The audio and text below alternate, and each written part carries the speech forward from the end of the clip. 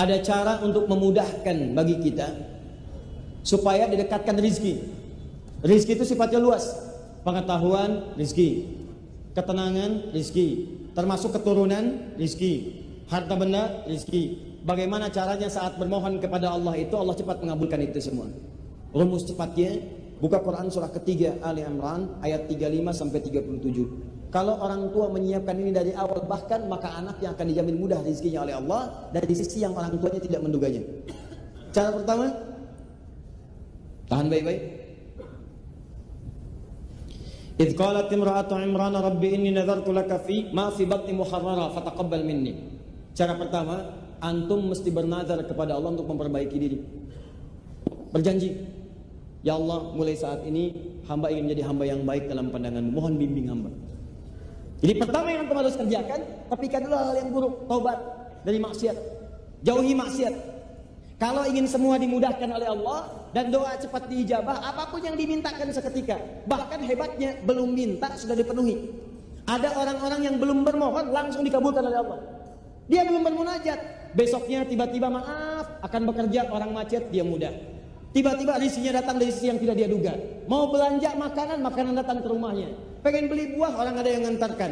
Belum dikerjakan, jawaban datang. Cara pertama, bagaimana cara mendapatkan itu semua? Pertama, bahasa Qur'annya, antum perbaiki diri dulu. Tobat. Tobat. Bahkan bahasa Qur'annya, kalau seorang ibu, ya Allah saya bernazar, anak ini saya siapkan jadi anak baik. Siapkan. Kalau kembali kepada kita, janji kepada Allah, ya Allah saya taubat ya Allah. Saya berjanji akan menghilangkan semua segala hal yang engkau anggap buruk. Saya akan berusaha. Pertama, taubat. Dua, tahan. Wa inni sammaituha Maryam wa inni u'idzuha bika wa dzurriyyataha minasyaitonir rajim. Masih kaidah taubat, tinggalkan kemudian bujuk rayu setan, jauhi perbuatan maksiat. Yang paling indah, ini bagian keduanya. Perhatikan baik-baik. Yang kedua, siapkan diri untuk berbenah, untuk meningkatkan ibadah kepada Allah Subhanahu wa taala dengan meningkatkan level yang tidak biasa. Tahan. Level yang tidak biasa. Contoh. Orang siangnya makan, antum puasa. Orang puasa Senin, antum tambah Kamis. Orang Senin Kamis, antum ayamul bid. Orang ayamul bid, antum puasa Daud, bisa. Orang puasa Daud sudah nggak ada lagi. Dia Daud, saya Sulaiman, nggak bisa. Nah, ini udah ngaco. Pokoknya intinya, setiap ada peluang meningkatkan yang lebih baik, antum ambil level yang lebih tinggi. Malam orang tidur, antum tahajud. Orang 2 rakaat, 4 rakaat. Orang 4, antum 6. Orang 6, antum 8. Orang 8, antum 10. Tambah witir 1. Ingin tingkatkan lagi, silahkan, gak ada batas. Kata Nabi, sepanjang mendekat kepada fajar. Tingkatkan, tingkatkan, tingkatkan. Begitu antum lakukan semua itu, apa yang terjadi? Maryam pernah disiapkan oleh ibundanya. Orang ibadah biasa di tempat biasa, di rumah. Maryam beda, langsung dibikinkan mihrab. Mihrab. Orang di tempat biasa, Maryam dibuatkan mihrab. Orang tahu dengan kalangan biasa, beliau mencari guru terbaik namanya Nabi Zakaria. Jadi bukan cara yang biasa. Orang cuma belajar dengan orang biasa, ini dicari orang yang paling bagus, Nabi Zakaria. Orang belajar di tempat biasa, ini dibikinkan tempat namanya mihrab, spesial, mendekat kepada Allah. Begitu dikerjakan semua itu, apa yang terjadi? Lihat ayat 37-nya. Ayat 37 surah ketiga paling pilih sebelah bawah.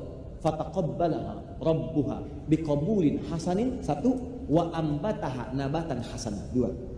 Ketika seseorang berikhtiar, 1, dia bertobat dari maksiat yang dikerjakan. 2, dia bertekad lebih baik mendekat kepada Allah dari sebelumnya dan bisa menyaingi amalan orang lain.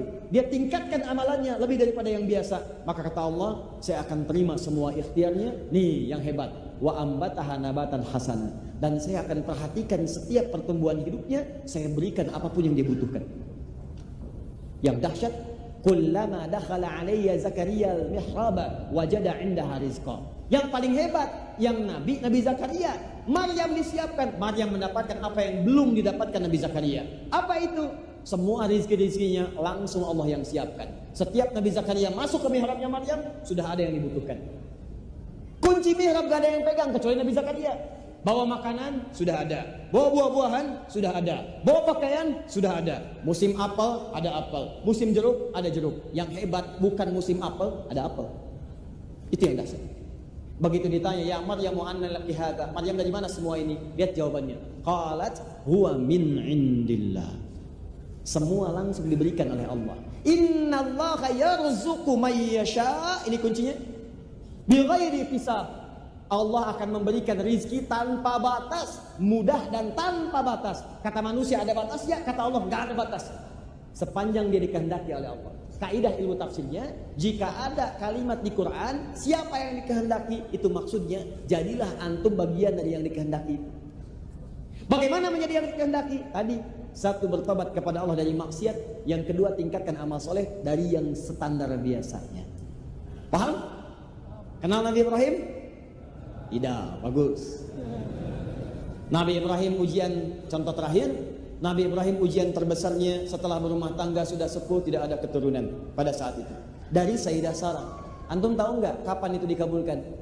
Dikabulkan ketika beliau beramal soleh melebihi standar manusia pada umumnya.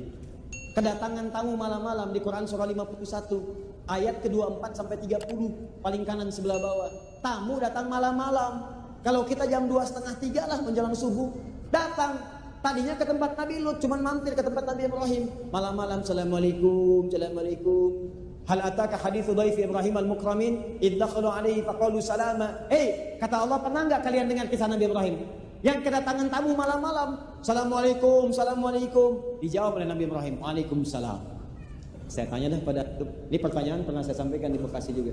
Antum kalau malam-malam nanti nih yang 2:30 kedatangan tamu, agak banyak suaranya di luar. Assalamualaikum, assalamualaikum. Dibuka enggak?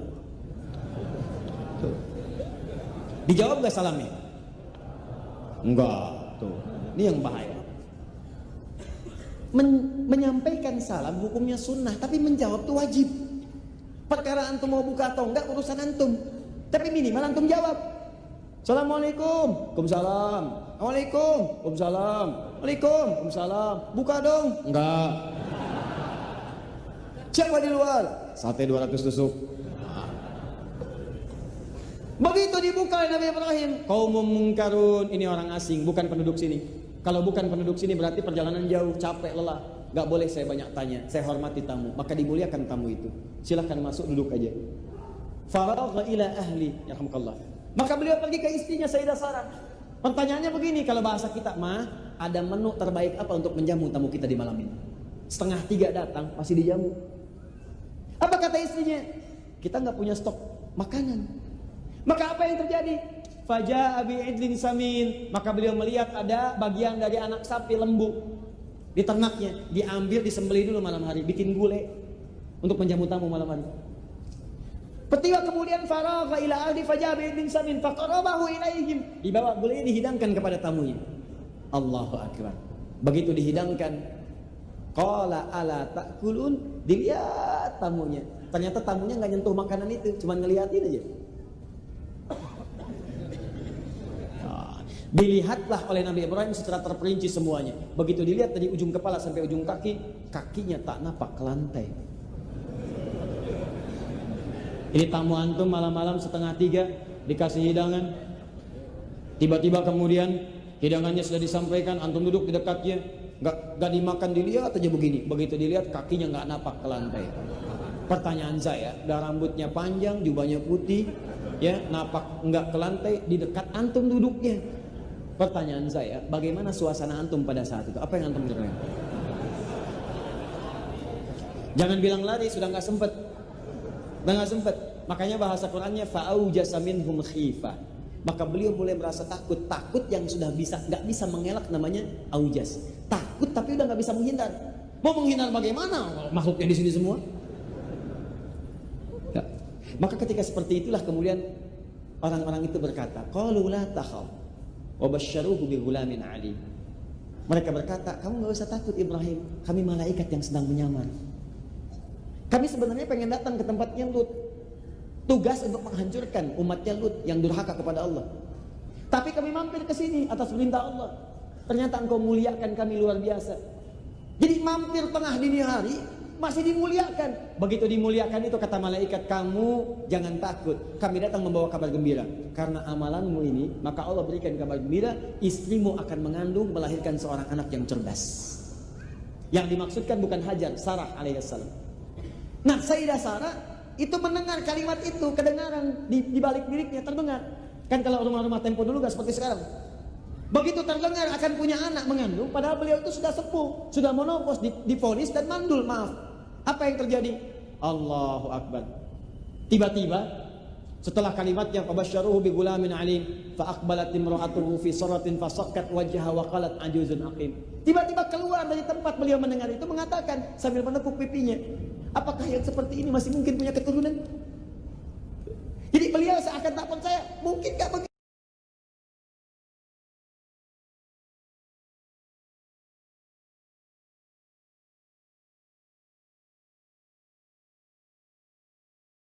Ini punya keturunan. Ini udah sepuh, udah begini, divonis mandul, divonis monopos. Apa mungkin masih punya keturunan? Apa jawabannya? Qalu kadzalika qala rabbuk innahu huwal hakimul alim. Hei, yang berkehendak kan bukan manusia, yang berkehendak Tuhanmu yang punya pemberian tanpa batas.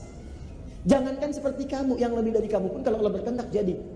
Maka mereka katakan Allah yang maha tahu dan maha bijak untuk memberikan apa yang terbaik itu. Perhatikan baik-baik. Malam-malam mengerjakan perbuatan yang tidak biasa, maka Allah jawab dengan jawaban yang tidak biasa. Perempuan yang divonis mustahil punya keturunan, maka jadilah dia kerjakan itu semua. Tuh. Saya pernah sampaikan beberapa bagian dari ini pada teman-teman, dan saya katakan jangan lakukan karena siapapun, lakukan karena Allah. Kamu bikin mihrab, kamu salat di situ, malam tahajud, suaminya pimpin jadi imam, istrinya di belakang, mohon betul kepada Allah. Mintakan kepada Allah. Setelah 1 tahun, 2 tahun, 3 tahun, 4 tahun, 5 tahun, 6 tahun, 7 tahun, 8 tahun divonis oleh medis, susah dapat keturunan. Begitu mengerjakan semua ini karena Allah, apa yang terjadi? Tiba-tiba handphone itu berdering.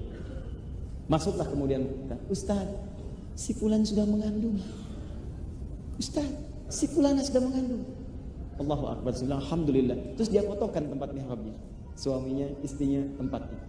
Sesuatu yang sangat indah. Maka antum bisa coba karena Allah sudah berjanji. Urusan rezeki ada jawabannya, urusan ilmu ada jawabannya, urusan keturunan ada jawabannya. Silahkan antum coba, bedakan rasanya, rasakan bedanya, dan pasti akan terasa bedanya. Akan lain teman-teman sekalian. Siap mencoba insya Allah? Baik. Jadi kalau anda tidak mampu berlomba dengan orang soleh untuk meningkatkan ketakwaan, maka berlombalah dengan para pendosa untuk bertobat dan mohon ampun kepada Allah Subhanahu wa taala. Malam ini kita tuntaskan materi kita dan kita anggap selesai cara kita bermohon kepada Allah. Tinggal bagaimana kita menyiapkan diri kita. Siap bertobat insyaallah? Ya, sudah ya, kita tidak tahu kapan kita wafat. Malam ini, detik ini pulang antum istighfar, perbaiki hidup jadi lebih dekat kepada Allah. Apa yang pernah salah tinggalkan dan berubah. Kemudian yang kedua, tingkatkan berubah untuk mendekat kepada Allah dengan amal soleh. Yuk sholat berjamaah, besok siapkan mau jamaah di mana? Dari mulai subuh. Kemudian besok siapkan mau baca Quran berapa ayat, menghafal berapa ayat. Yang punya kelebihan untuk infak, walaupun cuma 500 rupiah, 1000 rupiah gak apa-apa. 500 rupiah jaga supaya orang gak tahu. Kalau bisa bunyinya pun jangan sampai kedengaran. Begitu ada, pelan-pelan masukkan. Walaupun cuma 500. Paham ya? Baik, setelah itu nanti silakan antum lihat perbedaannya. Akan ada sesuatu yang terjadi.